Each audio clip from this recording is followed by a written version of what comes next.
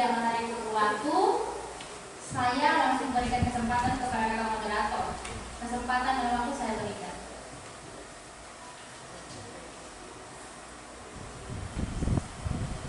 Kegiatan ini dengan satu dasar pertimbangan bahwa anak dan orang muda itu kita berharap mereka itu memiliki kemampuan, memiliki keterampilan untuk bagaimana mereka itu terlibat di dalam proses pembangunan di tingkat desa sampai dengan tingkat kabupaten.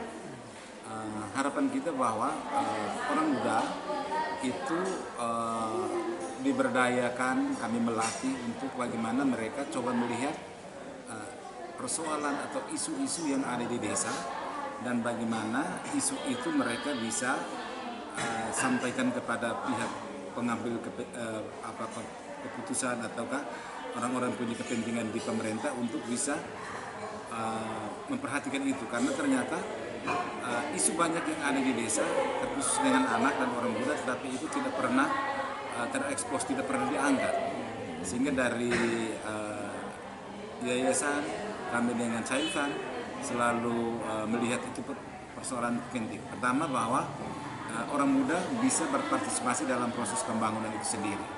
Mereka tidak semata hanya dilihat sebagai objek, tetapi harus dianggap sebagai pelaku juga di dalam proses pembangunan, karena selama ini mereka tidak dilibatkan sama sekali. Yang kedua bahwa orang muda diberdayakan dalam arti mereka ditingkatkan kemampuan mereka, kapasitas mereka untuk mereka juga bisa terlibat di dalam tadi musyawarah dusun, musyawarah desa, ya terkait dengan tadi isu-isu, karena selama ini yang kita lihat orang muda itu selalu dianggap negatif di desa, ya bahwa dia tadi bahwa selalu menjadi persoalan, membuat persoalan di desa, kemudian DKR, padahal sebetulnya tadi mereka memiliki banyak. Yang berikut lagi juga mungkin perlu dilihat bahwa ketika kita hadirkan mereka sebagai orang yang dianggap terlibat di dalam proses pembangunan atau dilibatkan dalam proses perencanaan, maka sebetulnya mereka sudah ada tawaran solusi, mereka bisa mencari solusi untuk persoalan-persoalan yang mereka hadapi, dibanding kita membuat kegiatan program dengan mereka, ya itu seolah-olah bahwa mereka itu selalu objek. Tapi kalau ketika mereka kita libatkan, unsur kepercayaan diri mereka itu cukup tinggi, sehingga dari kegiatan ini kita berharap bahwa pertama mereka bisa melihat atau mengidentifikasi isu persoalan, dan bagaimana isu persoalan ini mereka bisa sampaikan ke pihak yang dari atas. Nah, ada satu hal yang kami lihat di sini akan capai di sini, bahwa orang muda bisa membangun komunikasi dan bisa membangun jejaring dengan pihak lain, ya. Jadi kalau ketika mereka terampil untuk bisa berkomunikasi, menyampaikan pendapat dan juga mengenal orang, membangun jejaring, maka sebetulnya persoalan-persoalan yang mereka alami, mereka melihat di desa itu bisa tersampaikan. Ya. Ini terakhir dari KPPA sendiri, mungkin ada harapan untuk anak-anak muda zaman sekarang tentang kekerasan seksual di bawah umur itu? Ya. Kita berharap bahwa ada kegiatan-kegiatan atau perhatian dari pihak pemerintah, terutama mereka membentuk kelompok orang muda, membentuk kelompok di desa atau wadah, seperti mungkin terlibat dalam Karang Taruna, kemudian terlibat di dalam kelompok PIR, maka mereka bisa mengetahui tentang kesehatan reproduksi dan juga bagaimana mereka bisa meminimalkan adanya unsur kekerasan seksual itu sendiri. Karena tadi ketika mereka tidak pernah memahami tentang kesehatan reproduksi dan juga tentang pergaulan-pergaulan bebas, maka sebetulnya itu kecenderungan untuk adanya terjadi kekerasan seksual. Jadi kekerasan seksual dan pernikahan anak ini memang masih cukup besar, tinggi ada di kita Kabupaten Malaka. Jadi kami dari Lembaga Pengembangan Perlindungan Anak tetap akan membuatkan kegiatan-kegiatan program yang bisa meminimalkan adanya kasus kekerasan seksual kepada anak. IKPA juga ini mendukung mereka membentuk wadah PATBM. Nah, wadah PATBM itu ada di desa, sebetulnya adalah unsur-unsurnya juga orang muda, kemudian dengan pemangku kepentingan yang ada di desa. Kita berharap bahwa wadah ini berfungsi dengan baik. Mereka bisa mengawali atau bisa memperhatikan isu-isu kekerasan, termasuk isu kekerasan seksual di desa, dan ini mereka bisa melaporkan ke pihak yang berwajib. Karena tadi wadah PATBM ini sendiri merupakan perpanjangan tangan dari pihak pemerintah. Kita membentuk di sana untuk bagaimana mereka melihat kasus-kasus di sini dan mereka bisa melaporkan pihak kepolisian ataukah mungkin ke TP2 TPA, dan TP2 TPA ini jaringannya dulu nanti akan ke P2KB, P3A, dan itu kasusnya bisa mereka tangani dengan baik. Ya. Dan berharap bahwa mereka juga bisa mengedukasi masyarakat tentang kekerasan secara fisik, kekerasan secara seksual, sehingga secara perlahan paling tidak kasus-kasus kekerasan seksual maupun kekerasan fisik terhadap anak di kabupaten kita juga bisa diminimalkan. Ya, diharapkan itu bisa berkurang. Kepanjangan PATBM itu apa? Kepanjangan PATBM itu perlindungan anak terpadu berbasis masyarakat. Oke, izin. Yang pertama, sebagai umat yang beriman, marilah kita panjatkan puji dan syukur kepada Tuhan Yang Maha Esa, karena atas kasih, atas berkat-Nya, kita semua dapat berkumpul di tempat ini dengan keadaan sehat walafiat. Shalom, selamat pagi untuk kita sekalian. Yang kami hormati Ibu Bernadette Sarcekuna, SKM, Kabid Pengendalian Penduduk, Penyuluhan dan Penggerakan dari Dinas P2KB P3A, Bapak Agustinus Maliasa, perwakilan dari Desa Lakekun Utara. Terima kasih kepada para pengambil kebijakan yang sudah meluangkan waktu untuk hadir pada kesempatan ini. Tujuan kita pada kesempatan ini adalah untuk berdialog, untuk mendengarkan hasil diskusi orang muda dan anak-anak yang sudah dilakukan selama 2 hari.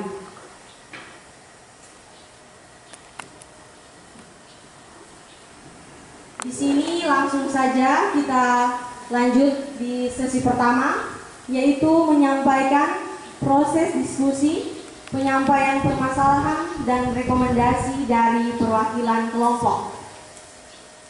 Kesempatan pertama kepada kelompok pertama, saya persilakan. Baik, masalah yang kami angkat di sini adalah masalah kekerasan seksual. Masalah kekerasan seksual terjadi pada desa-desa tempat kami tinggal. Salah satu contoh adalah kekerasan seksual berkedok dukun yang terjadi di Desa Lakekun, Kecamatan Kobalima, Kabupaten Malaka pada Januari 2022. Berdasarkan identifikasi masalah, faktor penyebab terjadinya kekerasan seksual yaitu yang pertama, orang tua pergi bekerja ke provinsi lain meninggalkan anaknya. Yang kedua, penyalahgunaan media sosial, sering membaca, menonton, dan melihat gambar porno. Kurangnya pengawasan dari orang tua, kurangnya pendidikan seks, kurangnya pemahaman tentang kesehatan reproduksi. Dampak kekerasan seksual terhadap korban yaitu yang pertama, korban dibully, yang kedua, nama korban dan keluarga tercemar, yang ketiga, bisa ada lagi korban baru bila masalah kekerasan seksual tidak diselesaikan. Yang berikut, korban bisa bunuh diri. Yang berikutnya, korban mengalami pendarahan, korban terkena penyakit menular.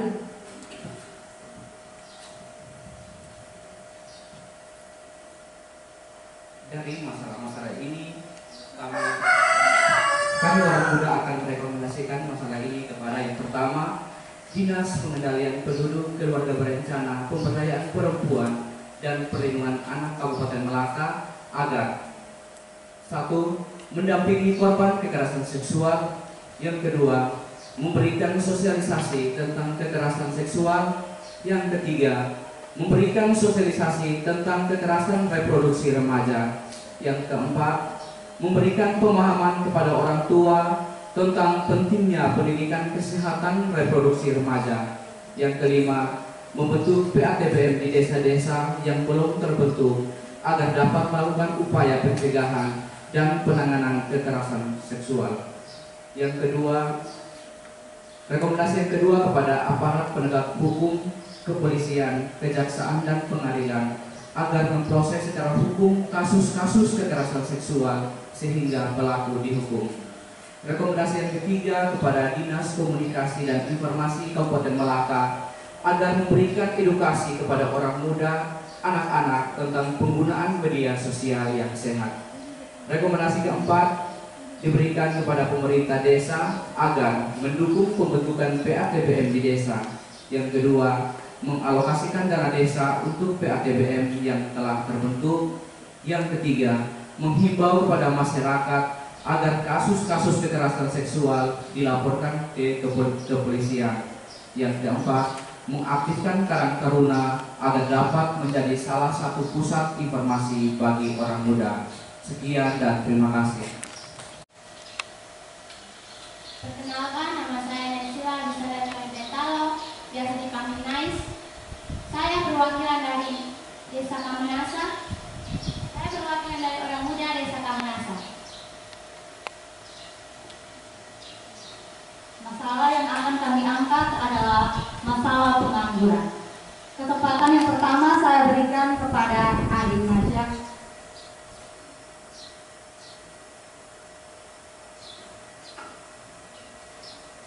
Masalah pengangguran di desa-desa tempat kami tinggal, cukup banyak orang muda berusia 18 sampai 29 tahun yang menganggur, baik yang putus sekolah, mentara kesema, maupun pengguruan tinggi. Faktor penyebab terjadinya pengangguran yaitu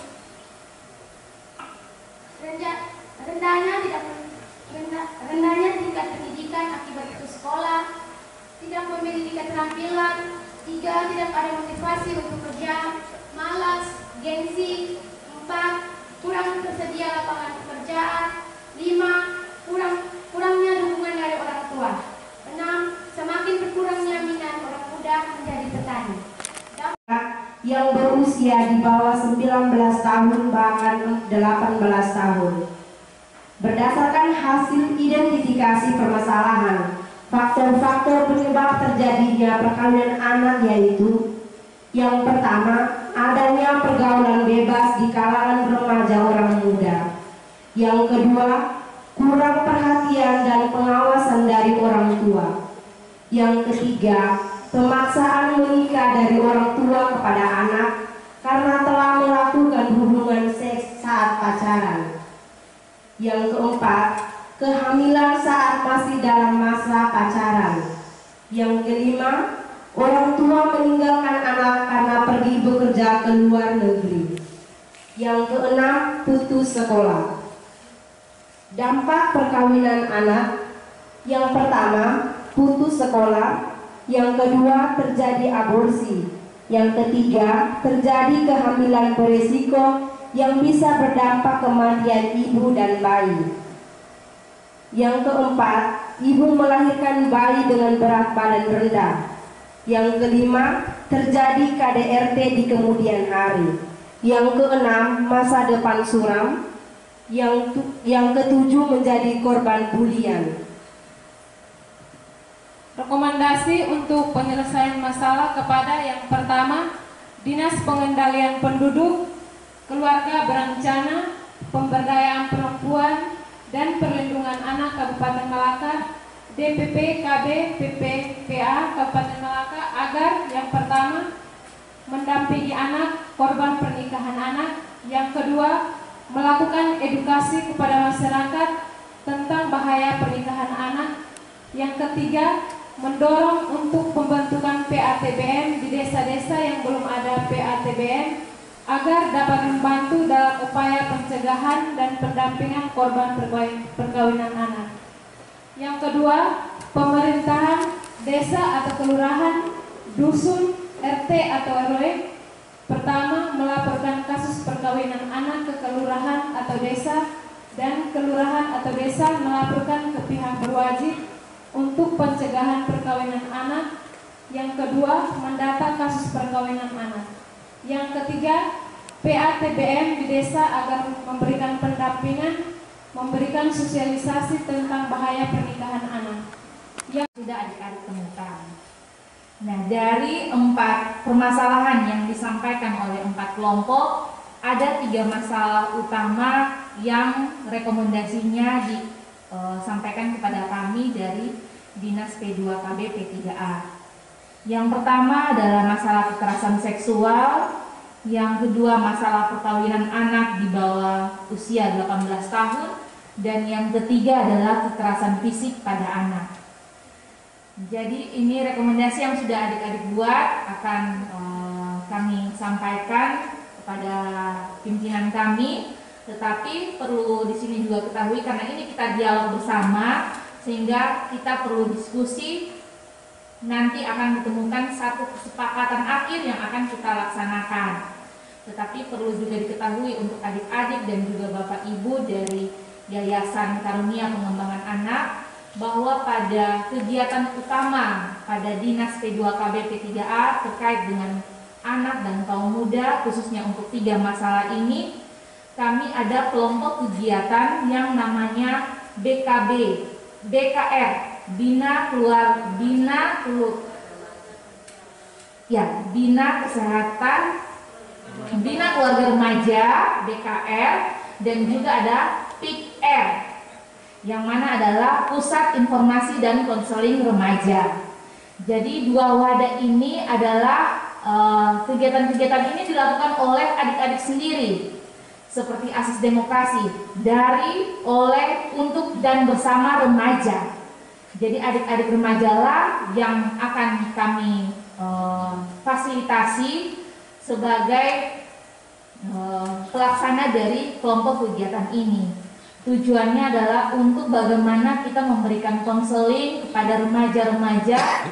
Ya, kalau untuk YPKA di 6 desa wilayah kerjanya, dan ini juga mungkin menjadi langkah awal untuk kita di tahun 2022 untuk bisa kita laksanakan kegiatan ini bersama dengan kelompok yang ada di desa masing-masing, supaya bagaimana masalah-masalah yang tadi sudah disampaikan itu kita bisa meminimalisir dengan upaya-upaya pencegahan yang bisa kita lakukan.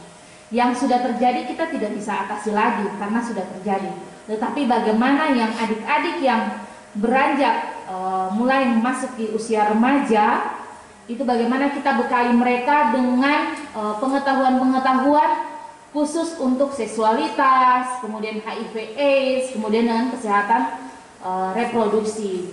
Sehingga ini artinya bukan menjadi hal yang tabu lagi buat adik-adik, dan khususnya untuk pemahaman orang tua. Jangan sampai nanti kita untuk memberikan penyuluhan terkait masalah ini, mereka menganggap oh itu kita mengajarkan untuk adik-adik sudah berusaha untuk melakukan. Tetapi bagaimana kita membekali adik-adik, kan adik-adik di sini sebagai fasilitator. Jadi adik-adiklah yang membawa informasi-informasi ini sebagai agen perubahan buat remaja yang lain yang ada di wilayah desa masing-masing. Jadi ini terima kasih untuk rekomendasinya. Kami akan untuk kegiatan di tahun 2022 karena anggaran kita sudah berjalan, artinya sudah diusulkan dari tahun 2021. Kita menyesuaikan dengan anggaran yang ada, dan apabila ada kegiatan-kegiatan yang belum dimasukkan pada tahun anggaran ini, mungkin nanti kita akan berproses di perubahan. Tetapi kegiatan-kegiatan inti dari kelompok kegiatan BKR dan PIKR ini adalah kegiatan rutin yang setiap tahunnya berjalan. Jadi mungkin nanti kita tetap saling koordinasi dan komunikasi dengan Yayasan Karunia Pengembangan Anak, dan di bawah juga pendampingan dari Mitra Child Fund untuk bisa bersama-sama khususnya di 6 desa wilayah kerja yang di Kabupaten Malaka. Sedangkan untuk nanti TPU nanti silakan dengan instansi terkait di kabupatennya sendiri. Jadi mungkin itu dari Demikian, perkenalkan nama saya Vivi Seran, pendamping Forum Orang Muda dari Desa Lutamali. Saya ingin menyampaikan apa yang selama ini sudah orang muda buat di desa, bekerja sama dengan Yayasan Karunia Pengembangan Anak, Mitra Child Fund, dan orang muda sendiri sebagai anak dampingan. Yang sudah kami lakukan untuk Desa Litamali, Itu yang pertama, kami sudah diskusi reguler tentang kesehatan reproduksi. Sudah ada teman-teman orang muda yang dilatih untuk menjadi fasilitator sebaya.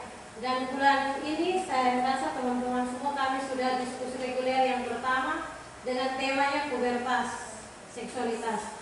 Itu sudah kami lakukan dan ini sudah masuk putaran yang kedua atau ketiga, tidak salah, ketiga. Karena soal genre juga kami sudah lakukan diskusi rutin. Masuk tahun yang ketiga, tahun ini kami tetap ulang karena orang mudanya sudah berbeda. Jadi teman-teman orang muda yang kali lalu sudah ikut kegiatan, mereka sudah melanjutkan pendidikan atau yang lain sudah sekolah di luar daerah, dan tahun ini kami tetap rutin dengan kegiatan diskusi yang ada. Harapan kami masih sama seperti tahun-tahun kemarin untuk pembentukan PIK-R-nya di desa. Saya tidak tahu teman-teman desa yang lain, tapi untuk desa Lintamali kami hanya menunggu SK dari pemerintah desa untuk PIK-R. Minta kerjasamanya kali lalu dengan Bapak Nelis, ya, Mbak Tina sudah menjanjikan kalau kami sudah punya SK PIK-R-nya, kami segera konsultasi dengan dinas terkait.